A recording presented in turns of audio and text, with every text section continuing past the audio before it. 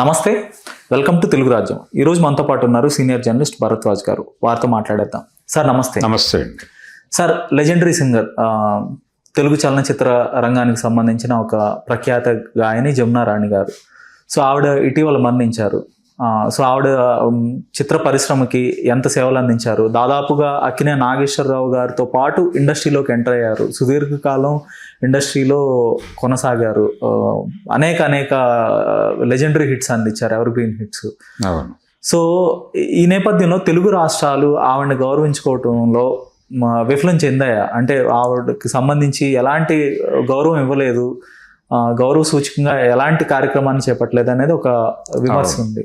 అంటే ఆవిడే ఒక మాట అన్నారు ఒక ఇంటర్వ్యూలో, ఇది యాక్చువల్గా వాళ్ళది తెలుగు ప్రాంతాల నుంచి మెడ్రాస్ వెళ్ళి సెటిల్ అయిపోయినటువంటి ఫ్యామిలీ. ఆ కుటుంబం నుంచి ఆవిడ ఆకాశవాణిలోకి ప్రవేశించారు మొదట. వారి తల్లి గారి నుంచి సంగీతం అబ్బింది ఆవిడికి. ఆవిడ వీణా విద్వాంసురాలు. ఆవిడ నుంచి అబ్బినటువంటి జ్ఞానంతో ఈవిడ అలా నెమ్మదిగా ఆకాశవాణి వైపు వెళ్ళారు. ఆ రోజుల్లో ఆకాశవాణి నుంచి తీసుకొచ్చేవాళ్ళు సింగర్స్ని, ఏది సినిమా కోసం కూడా. చిత్తూరు నాగయ్య గారు చాగయ్య సినిమా తీసేటప్పుడు ఆయనకి ఈ మధుర నగరిలో చల్లనమ్మ బోధు అనే పాట పాడించుకోవటానికి 2 సింగర్స్ అవసరం అయ్యారు. అందులో ఒక ఆవిడ దొరికింది, ఒక ఆవిడ లేదు. ఎవరు అనుకుంటూ ఉండగా ఈ ఆకాశవాణిలో జమునా రాణి అని ఒక అమ్మాయి బాగా పాడుతుంది అని చెప్తే ఆవిడని తీసుకొచ్చి పాడించారు. ఒక రకంగా ప్లేబ్యాక్ సింగింగ్లో అది మొదటి పాట ఆవిడది. అయితే ఆవిడ అంతకుముందు కూడా సినిమా పరిశ్రమలోకి ప్రవేశించే అవకాశం వచ్చింది. అది ఎలా అంటే బాలసీతగా, ఆవిడని చిన్నపిల్లగా ఉండగా ఆవిడ్ని బాలసీతగా తీసుకునే ప్రయత్నం ఘంటసాల బలరామయ్య గారు చేశారు సీతారామ జరణం సినిమాలో. సీతారామ జరణంలో మొదటిసారి హీరో క్యారెక్టర్ చేశాడు అక్కినే నాగేశ్వరరావు గారు. ఆయన ఆ సినిమా కంటే ముందు ధర్మపత్ని అనే సినిమాలో బాలనటుడిగా నటించాడు. అది యాక్చువల్గా ఆయన మొదటి సినిమా, కెమెరా ముందుకు వచ్చింది. ఆ సినిమా చక్రపాణి గారికి కూడా మొదటి సినిమా. ఆయన రైటర్ ఆ సినిమాకి, ఈయనేమో యాక్టర్, ఈయన బాలనటుడు నాగేశ్వరరావు. అది అయిపోయిన తర్వాత ఈయనకి యంగ్ క్యారెక్టర్స్ రాలేదు, అలాగని బాలపాత్రలు రాలేదు. దాంతో ఎలా గడపాలి, మెడ్రాసులో డబ్బులు లేకుండా గడపడం కష్టం కాబట్టి అక్కడ నుంచి తిరిగి గుడివాడ వెళ్ళిపోయాడు ఆయన. వెళ్ళిపోయి అక్కడ తిరిగి ఆయన దుక్పాటి మధుసూదన్ రావు గారి కంపెనీలోనే అదే పని చేసుకుంటూ, అంతకుముందు ఆయన అక్కడ నటుడిగా ఉండేవాడు ఆ కంపెనీలో, ఎక్సెల్షియర్ డ్రామా కంపెనీలో. అలా మళ్ళీ వెళ్ళిపోయి అనుకోకుండా బలరామయ్య గారి పిలుపు మేరకు వచ్చాడు. అలా వచ్చినటువంటి నాగేశ్వరరావు గారు నటించిన హీరోగా నటించిన మొదటి సినిమాగా చెబితే ఆ సినిమాలో ఈవిడ కూడా నటించి ఉండాల్సింది. ఈవిడని ఎంపిక చేసుకున్నారు. ఆఖరి నిమిషంలో ఆవిడ నా వల్ల కాదు అని చెప్పేసి వెళ్ళిపోయింది. అయితే అప్పటి నుంచి సినిమా లింకుల్లో ఉన్నారు.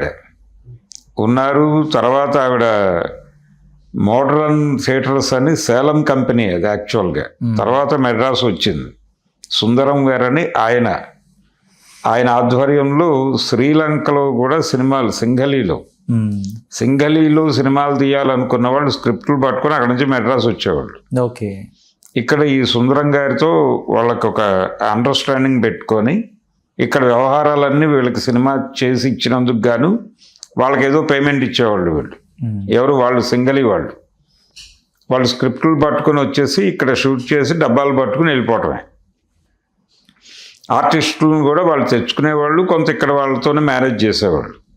అలా వచ్చిన సినిమాల్లో పాటలు ఈవిడ పాడేవారు. ఫిమేల్ వెర్షన్ జమునా రాణి గారు. ఆవిడకి లైఫ్ టైం అచీవ్మెంట్ అవార్డు ఇచ్చారు అక్కడ శ్రీలంక గవర్నమెంట్ తర్వాత రోజుల్లో. కొంతకాలం దాదాపు 10 years పాడారు ఆవిడ. ఆ తర్వాత మానేసింది. అయినప్పటికీ ఈవిడ పాటలకి ఫ్యాన్స్ ఉన్నారు అక్కడ. సింగలీ ఆర్మీలో కూడా ఉన్నారట. ఉండి వాళ్ళందరూ కలిసి ప్రభుత్వం మీద ప్రెజర్ తీసుకొచ్చి వీడికి లైఫ్ టైం అచీవ్మెంట్ అవార్డు ఇచ్చారు. వీడికి సింగలీ లాంగ్వేజ్ రాదు, ఇక్కడ దక్షిణామూర్తి గారు మ్యూజిక్ డైరెక్టర్ ఉండేవాడు, ఆయన దగ్గరికి వచ్చేవాళ్ళు వాళ్ళు ఓకే. వాళ్ళ సాహిత్యం పట్టుకొని, ఆ సాహిత్యానికి ఈయన ఒక ట్యూన్ వేసి ఆ ట్యూను సాహిత్యం వీడికి నేర్పించి పాడించేవాడు ఆయన. ఇలా సింగలి ఒక ప్రత్యేకమైనటువంటి విభాగం ఆవిడ జీవితంలో. అలాగే తమిళనాడు ప్రభుత్వం ఆవిడని గౌరవించింది. ఓకే.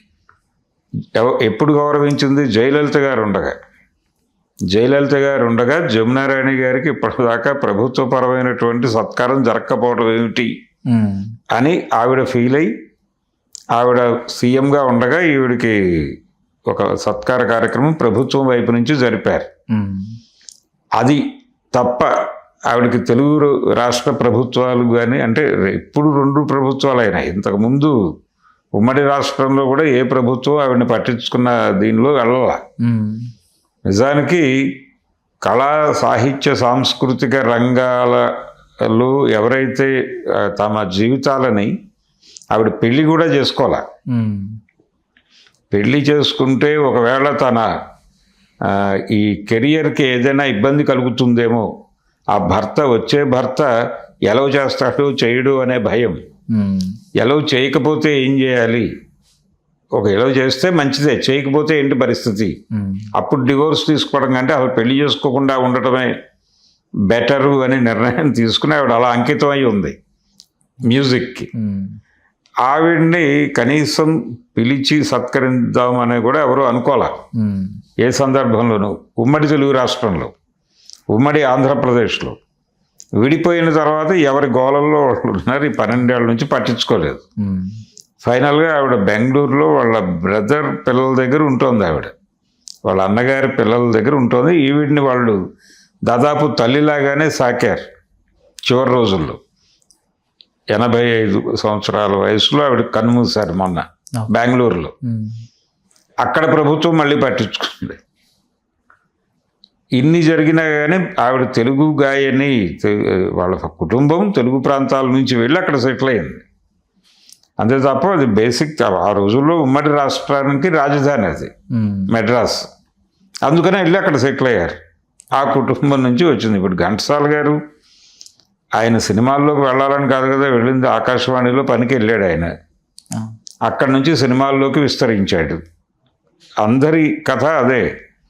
బాలాంతరపు రజనీకాంతరావు గారి కథ అదే. ఆయన ఆకాశవాణిలో ఉంటూ సినిమా పరిశ్రమకి వేరే పేరుతో కంట్రిబ్యూషన్ చేసేవాడు. ఇలా ఆకాశవాణి చుట్టూ తిరిగిందే సినిమా పరిశ్రమ. ఆవిడతో నాగయ్య గారు మొదటి పాట పాడించారు అందులో, చాగయ్య సినిమాలో.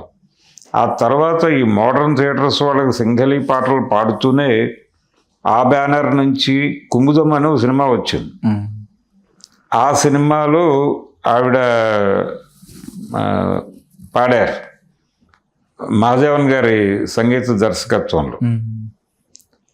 ఆ పాట చాలా పాపులర్. ఆ తరువాత వీళ్ళు తెలుగులో ఆదుర్తి సుబ్బారావు గారి డైరెక్షన్లో మంచి మనసులోనూ సినిమా తీశారు. అందులో ఈ మామ మామ మామ అని ఒక పాట ఉంటుంది. మామ అంటారు మహాదేవన్ని, అనటానికి రీజన్ ఆ పాట. ఓకే. ఆ పాట జమునారాణి గారితో పాడించారు. ఘంటసాల జమునారాణి పాడారు ఆ పాట. అలాగే ఈ పదవే వయ్యారి గాలి పటమ అనే పాట, ఇవన్నీ చాలా అద్భుతమైన పాటలు పాడారు ఆవిడ. భీష్మ సినిమాలో హైలో హంస కథ నా పడవ అని ఒక పాట. ఆవిడ గాత్రంలో ఉన్న గొప్పతనం ఏంటంటే పల్లె సొగసు, జానపద సొగసు చాలా అద్భుతంగా పలుకుతాయి ఆవిడ వాయిస్లో. అందుకని ఆవిడ పెరిగిన జీవితం అంతా మెడ్రాస్లోనే. ఆవిడకేమీ రూరల్ టచ్ లేదు ఆవిడ బ్రాటప్లో. అయినప్పటికీ ఆవిడ గాత్రంలో ఈ పల్లె సొగసు ఎలా పలుకుతుంది అనేది ఒక వండర్. ఆవిడ పాడిన చాలా పాటలు అదే ధోరణిలో నడుస్తాయి. అటువంటి పాటల కోసమే ఆవిడని పిలిచేవారు. ఆవిడ ప్రాణం పెట్టి పాడేది ఆ పాటలు. ప్రతిదీ హిట్ సాంగే. అయినప్పటికీ ఆవిడ పాటలతో ఒక కార్యక్రమం కూడా ఎవరు చేయలేదు అనేది ఆవిడ కంప్లైంట్. ఇప్పుడు ఘంటసాల గారి పేరుతో చాలా చోట్ల కచేరీలు జరుగుతాయి. ఆయన పాడిన గొప్ప హిట్ సాంగ్స్ అన్నీ పాడతారు. అలా శ్రీలంకలో ఆవిడ పాడిన పాటలో 30-40 ఎంపిక చేసుకుని వాటితోనే ఒక కచేరీ ఏర్పాటు చేసి నడిపేవారట అక్కడ. ఓకే. మెడ్రాస్లోనూ జరిగేవి, తమిళనాడులో జరిగేవి ఈవిడ పాటలతో, స్పెషల్గా ఈవిడిని సెలబ్రేట్ చేయడం కోసం. కానీ తెలుగు ప్రాంతాల్లో నన్ను సెలబ్రేట్ చేస్తూ ఏ రకమైన కార్యక్రమము జరగగా నేను వినలేదు అని సునీత గారికి ఇచ్చిన ఇంటర్వ్యూలో చెప్పింది ఆవిడ. అంటే పి సుశీల్ గారు కానీ లేదంటే ఎస్ జానకి గారు కానీ వీళ్ళు ఓవర్ షాడో చేశారా ఆవిడ లెగసీని, లేదంటే ఆవిడ పాడిన పాటల్ని ఈవిడ మరింత మరిపించేలా? లేదు, అంటే సుశీల గారితో ఆవిడకి మంచి స్నేహం ఉంది. వాళ్ళు కలిసి టీవీ ఛానల్స్లో ఇంటర్వ్యూస్లో పాల్గొన్నారు. ఆ సంబంధాలనే అలాగే పాడతా తీగే కార్యక్రమానికి 2 ఎపిసోడ్లకు ఆవిడని జడ్జిగా పిలిచారు బాలసుబ్రహ్మణ్యం గారు. అలాగే సునీత గారు జమ్మంది నాదం అనే కార్యక్రమంలో ఆవిడని ఇంటర్వ్యూ చేశారు. ఆ ఇంటర్వ్యూలో చెప్పిన మాటలే ఇవి. ఓకే. అంటే ఇలా రకరకాలుగా నన్ను ఇండస్ట్రీ వాడుకుంది, కానీ ఎవరు గుర్తింపు లేకపోతే అలాగా కనీసం ఒక ఇన్ని సాంస్కృతిక సంస్థలు ఉన్నాయి ఇక్కడ, జమునారాణి పాటల్ని సెలబ్రేట్ చేసుకుందాం అని పైగా అన్ని పాటలు ప్రత్యేకమైన పాటలు, అవి రొటీన్ సాంగ్స్ పాడలేదు ఆవిడ, ప్రతిదీ ప్రత్యేకమైన పాటే. ఆవిడ చివరికి మిగిలేది అనే ఒక సినిమా ఉంది, ఉప్పునూతల పురుషోత్తం రెడ్డి గారు ప్రొడ్యూసర్ ఆ సినిమాకి. వైఎస్ రాజశేఖర రెడ్డి గారి హయాంలో ఆయన సీఎంగా ఉండగా ఈయన ఆర్టీసీ చైర్మన్గా ఉన్నాడు, కాంగ్రెస్ పార్టీ నాయకుడు. ఆయన ప్రొడ్యూసర్ కావాలని కాంతారావు గారితో తీశాడు ఆ సినిమా. అది పెద్దగా ఆడలేదు, కానీ అందులో జమునారాణి గారు పాడినటువంటి పాటలు చాలా పెద్ద హిట్ అయినాయి. అందులో అందానికి అందం నేనై అని ఒక పాట ఉంటుంది, అది చాలా గొప్ప లెవెల్లో పాడింది ఆవిడ. అది ఆ పాటకి ఇప్పటికీ ఫ్యాన్స్ ఉన్నారు. అలాంటి సింగర్ పాడినటువంటి ఒక 40 పాటలు 50 పాటలు సెలెక్ట్ చేసి ఒక కార్యక్రమం జరపాలి కదా. ఆవిడ బర్త్డేకో మరొకదానికో ఏదో ఒకటి చేయాలి కదా. రాష్ట్ర ప్రభుత్వాలు కూడా బాధ్యత తీసుకోవాల్సిన అవసరం ఉంది. సాంస్కృతిక సంస్థలు పట్టించుకోలేదు. అలాగే ఆవిడకి తన కెరియర్లో ప్రభుత్వం వైపు నుంచి రావాల్సిన ఏ పురస్కారం, పర్టికులర్గా ఆంధ్రప్రదేశ్ ప్రభుత్వం నుంచి రావాల్సినవి ఏవీ దక్కలేదు అనేది ఆవిడ కంప్లైంట్.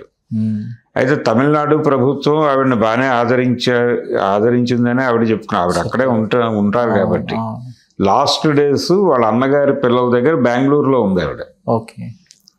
ఉంటూ అక్కడ కన్ను మూశారు.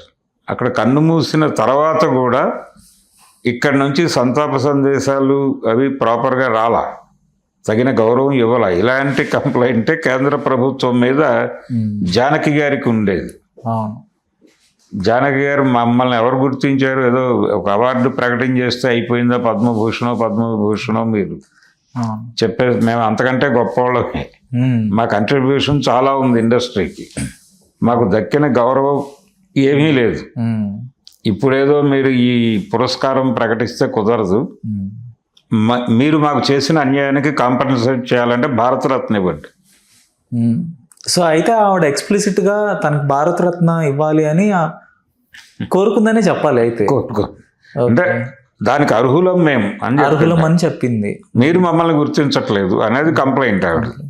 అలాగే ఈవిడ కూడా సునీత గారికి ఇచ్చిన ఇంటర్వ్యూలో స్పష్టంగా చెప్పింది, తమిళనాడు ప్రభుత్వం నన్ను సత్కరించింది, సింగళి ప్రభుత్వం శ్రీలంక ప్రభుత్వం సత్కరించింది, లైఫ్ టైం అచీవ్మెంట్ అవార్డు ఇచ్చారు వాళ్ళు. అక్కడికి వాళ్ళ దేశాధ్యక్షుడు పాల్గొని చేసినటువంటి కార్యక్రమం అది.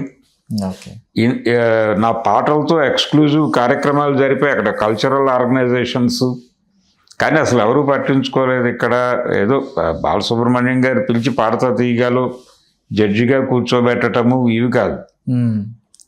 అలాగే సుశీల గారితో ఒక మ్యారథాన్ ఇంటర్వ్యూ ఏదో ఏర్పాటు చేసి TV5లో, దానిలో ఆవిడ సలహా మేరకు జమునారాణి గారిని ఇన్వాల్వ్ చేశారు తీసుకొచ్చి. అప్పుడు మెడ్రాస్లో ఉండేది ఈవిడ. ఇలాంటి సందర్భాలు తప్ప విడిగా ఆవిడని గుర్తుపెట్టుకుని ఆవిడ పాడిన అద్భుతమైన పాటలు, ఆ ముక్కు మీద కోపం నీ ముఖానికే అందం, పర్టికులర్గా ఆవిడ పల్లె సొగసుని చాలా గొప్ప లెవెల్లో పలికించేది. జానపదం, పల్లె సొగసు ఆవిడ గాత్రంలో గొప్పగా వెళ్ళేవి. మ్మ్. అటువంటి ఒక స్పెషల్ జానర్ సింగర్ ఆవిడికి దక్కాల్సిన గౌరవం దక్కకపోవటం అనేది అది డెఫినెట్గా ఒకసారి సాంస్కృతిక సంస్థలు ప్రభుత్వాలు కూడా ఒకసారి తమను తాము చెక్ చేసుకోవాల్సిన అవసరం అయితే ఉంది. ధన్యవాదాలు సార్. Thank you.